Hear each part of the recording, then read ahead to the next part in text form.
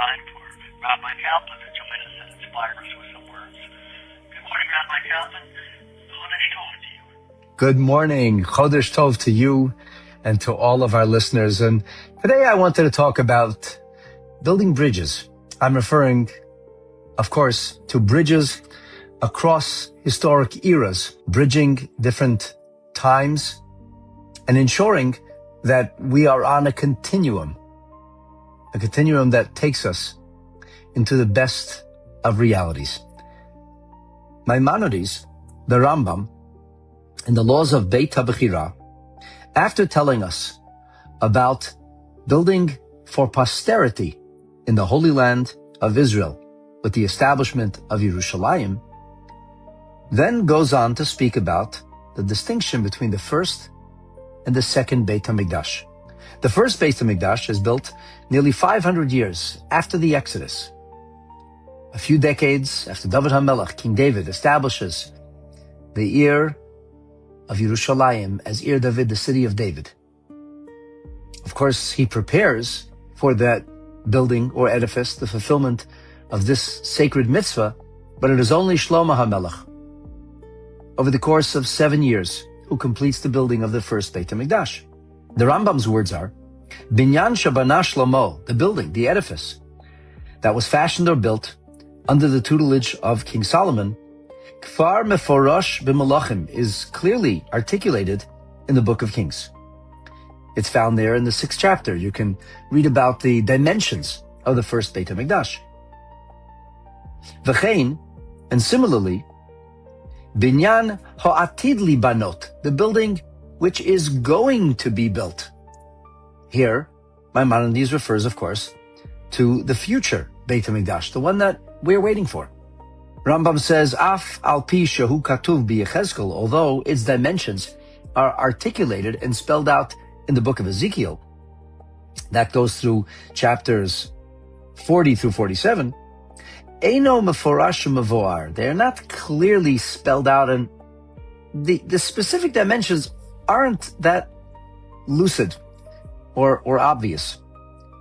And because of this, the Rambam seems to say, Anshe Bayit Sheni, the people of the second Beit HaMikdash era, Kishibanu, when they built the second temple during the days of Ezra, Banu, they built it in the image of Binyan Shlomo, Ume'ein Dvarim HaMeforoshim b'Yechezkel, and along the lines, or somewhat as per the dimensions and delineation that is found in the book of Ezekiel.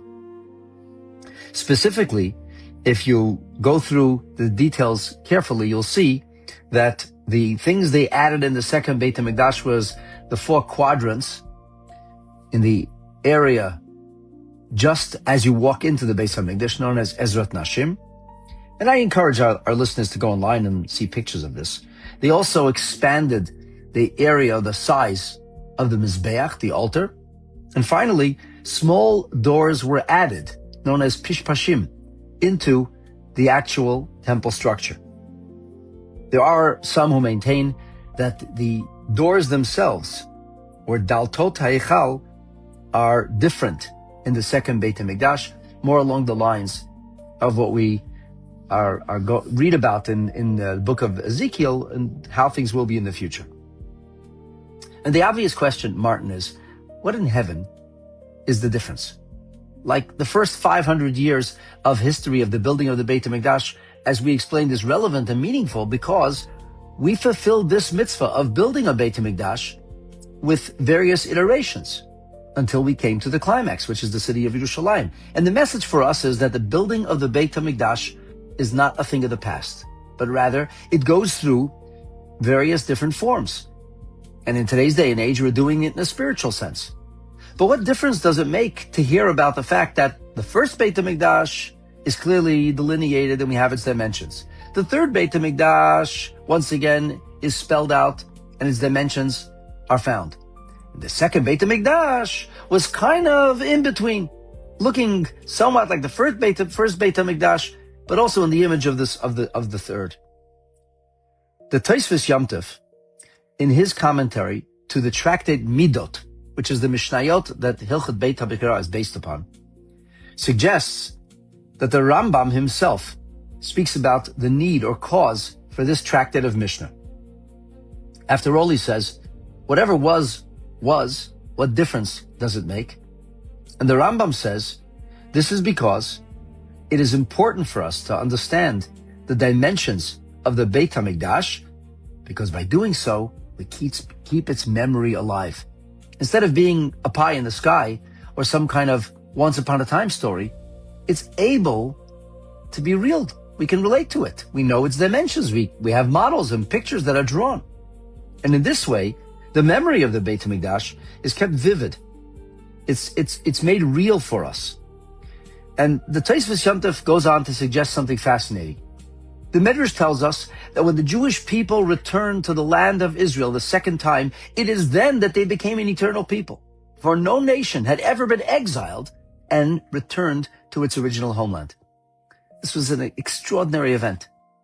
And had we been more appropriate, had we been more connected to Hashem, had we been in a greater state of teshuvah, of return, had we experienced a full spiritual renaissance, the second Beit HaMikdash would have become that eternal Beit HaMikdash. Unfortunately, we did not merit this. The Tosfos Yom Tov suggests that's why they incorporated elements of the third Beit HaMikdash. And he says that when we read about not only the first, but specifically the second Beit HaMikdash, this enables us to keep its memory alive, so that when Mashiach will come and we will read from the dimensions as they are spelled out in the book of Ezekiel, it won't be strange to us. There'll be a familiarity, and it will enable us to best fulfill the will of Hashem and understand the words of the prophet that were conveyed to us. In plain English, the second Beit HaMikdash was a bridge to the first and to the third. By virtue of our conversations, Martin, during these fateful days between Shiva Asar Tammuz and Tisha B'Av, arguably the saddest time of our Jewish calendar, and especially today with the arrival of Rosh Chodesh Menachem Av and the advent of what is called the 9 days, the 9 most mournful days that we experience together as a nation. We look not only at the past and the suffering we experienced, but we also look forward to the future. And it's these conversations that keep not only the memory of what was, but an image of what is to come, alive and vibrant. And when we live with this, when we have a sense of reality about all of these subjects, it enables us to properly yearn and to aspire for that wonderful tomorrow. May it come today, and may we see Be'ezrat Hashem, the third Beit HaMikdash, rise in its rightful place. From it will emanate incredible inspiration, light, peace, and happiness, a sense of fulfillment that will sweep across the entire globe as all of us know our Creator in the most intimate of ways, b'mehira u'b'yameinu, speedily and in our days. Amen. Amen. Thanks so much, Rabbi Kaplan. And thank you all for joining. Have a beautiful day.